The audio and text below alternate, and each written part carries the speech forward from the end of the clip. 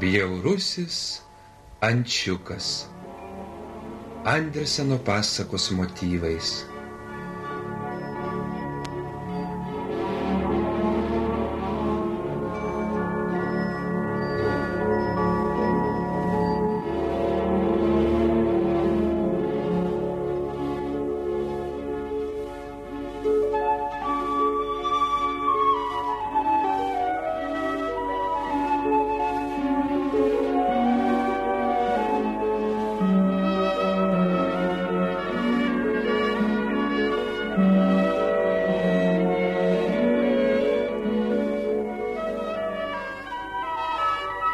Atėjo pavasaris.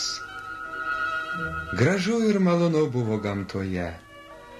Sužaliavo medžiai, lankos pasipuošė žalių apdaru.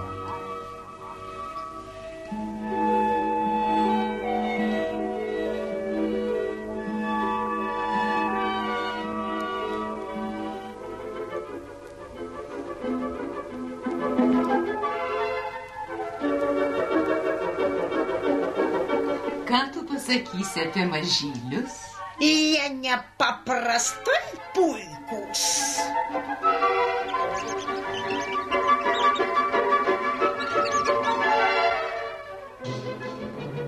Tai kodėl didysis kiaušinis tebėra sveikas? Mieloji, tai bus kalakutės kiaušinis.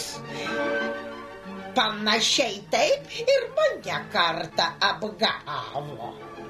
Turėjau tada vargo su tais kalakučiukais. Niekaip nesikala ir tiek. Aš kvaksėjau. Niekas nepadėjo. Aš manau, kad iš jo išsiris nepaprastas ančiukas.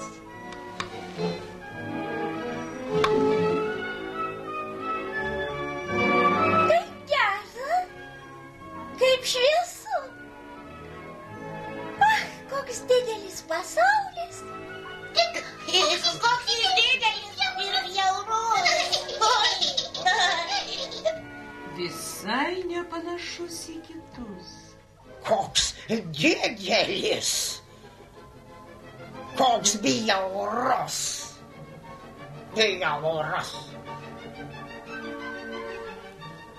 Kitą dieną jaunikliai antys nukrypavo su savo ančiukais į paukštyną. Juos reikėjo supažindinti su paukščių kiemo gyventojais.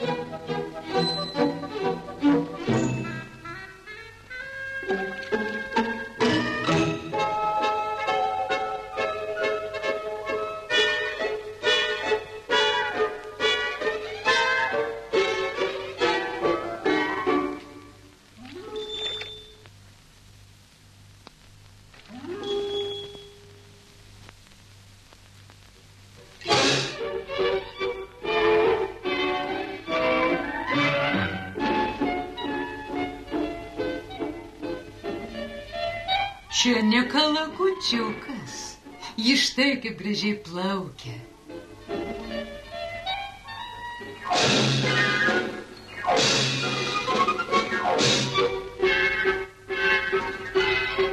Jis negražus, bet labai gero būdo.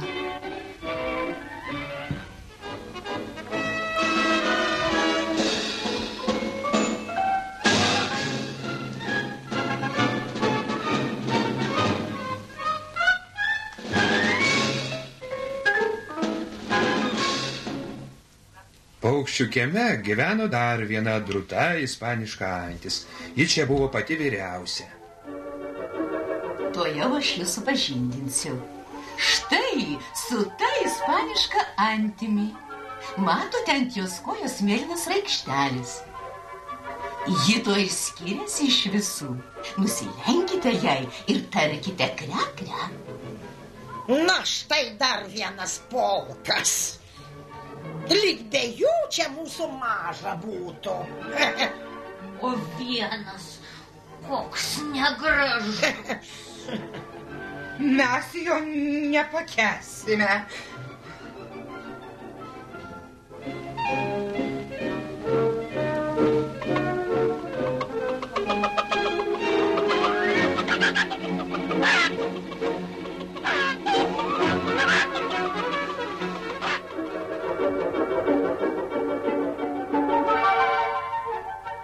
Rodos čia jūsų. Ką?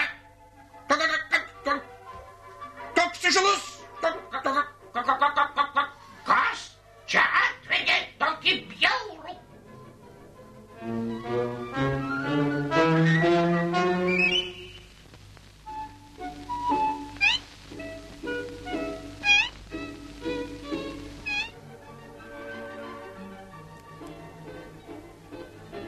Gražus tavo vaikučiai. Visi tokie meilūs. Sveika, senelė. O čia mano jaunėlis. Jis per ilgai išbuvo kiaušinyje, todėl išėjo toks nedailus.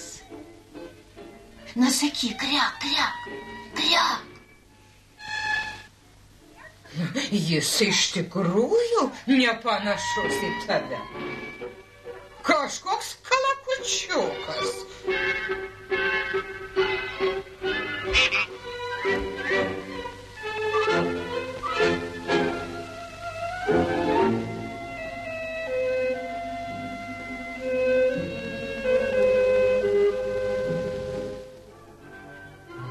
Tai praėjo pirmoji diena.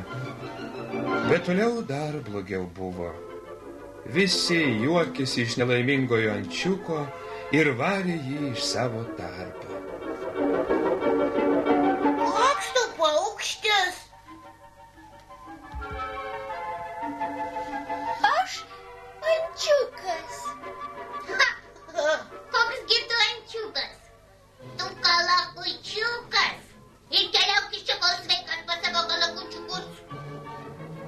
Ar neatsirastų čia man vietelės? Visi kalba, kad aš kalakučiukas. Kas? Kas tu toks? Kaip tu drįsti, nevykėlį? Aš jam toj parodysiu. Priglauskite mane. Aš tik vakar išsiritau iš kiaušinio ir dar nežinau, kas aš. Ko tu? Drauguži, tik tai nenori su mumis susigiminiuoti. Kakriku! Sukaposiu!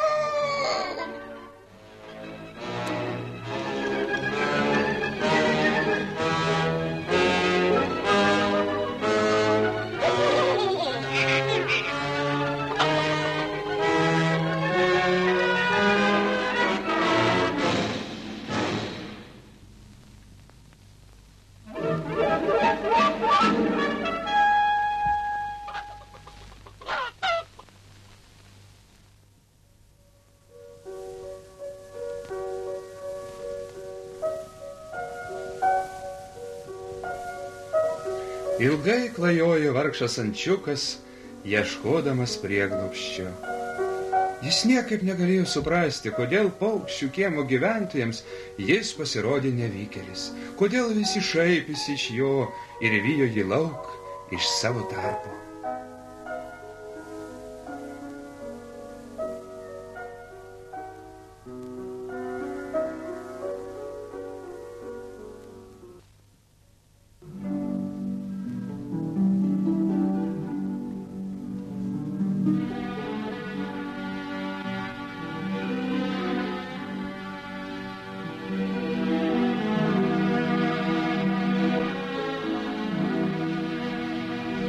Ančiukas nežinojo, kokie tie paukščiai, kur jie skrenda, bet jie jam taip patiko, kaip niekas kitas pasaulyje. Kaip jis norėjo su jais drauge skraidyti.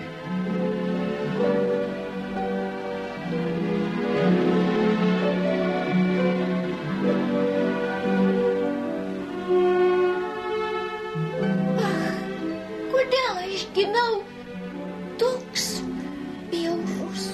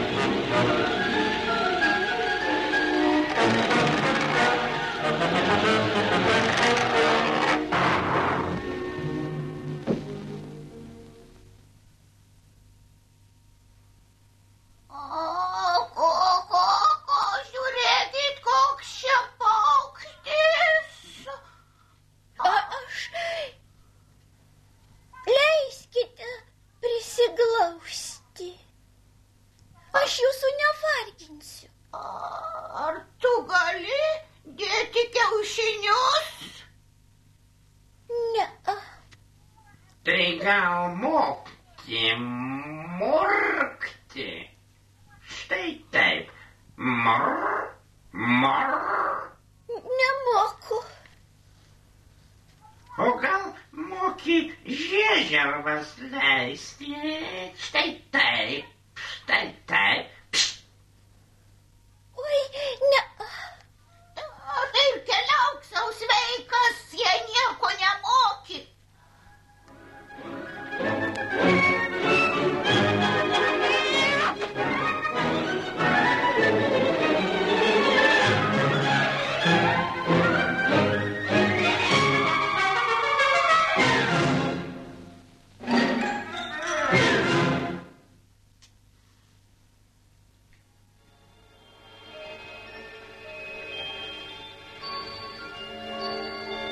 Ir vėl ančiukas liko vienui vienas.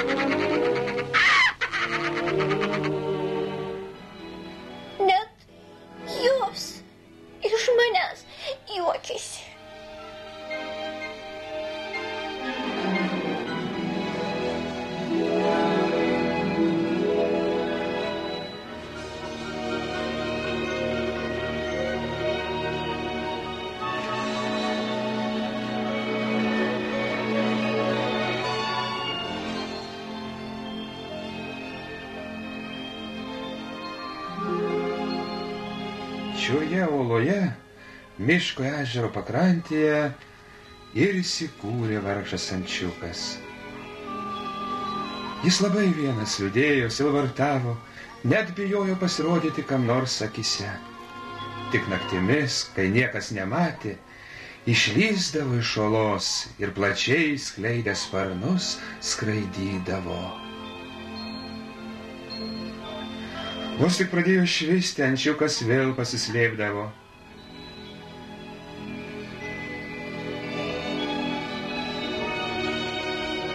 Taip praėjo visa vasara.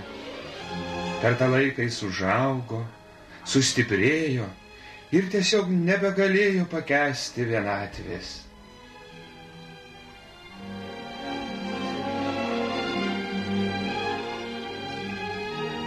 Atėjo ruduo. Dienos darėsi vis šaltesnės ir šaltesnės. Paukščiai gyvenę ežere traukė į šiltuosius kraštus. Jis jautėsi vis blogiau. Jis žvelgė su liūdesiu įkantin jų.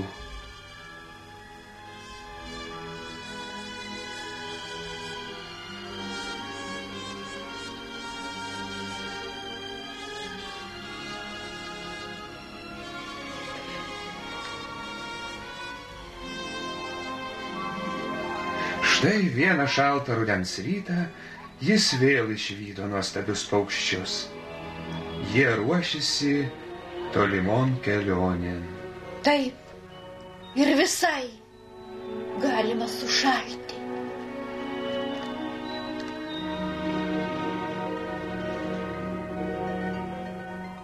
Verčiau tegu šie didingi paukščiai mane užmuša, negu čia vienui vienas kentėsiu žiemos vargus.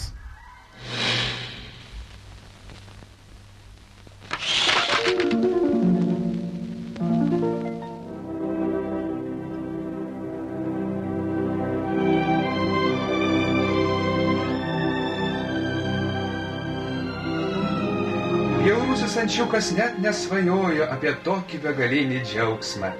Gražiusios gulbės priėmė jį į savo šeimą. Jis buvo nepaprastai laimingas, nes rado tikruosius draugus.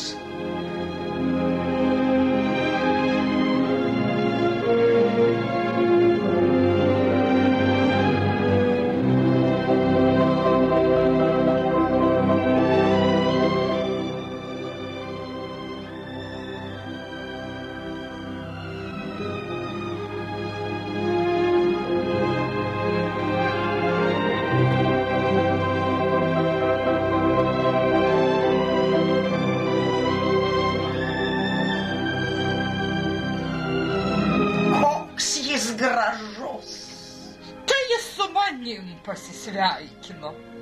Juk mes pačios kaip gulbės. Ir niekas paukščių kieme nežinojo, netgi neįtarė, kad šis nuostabus paukštis praskridęs virš jų galvų, buvęs bjaurusis ančiukas.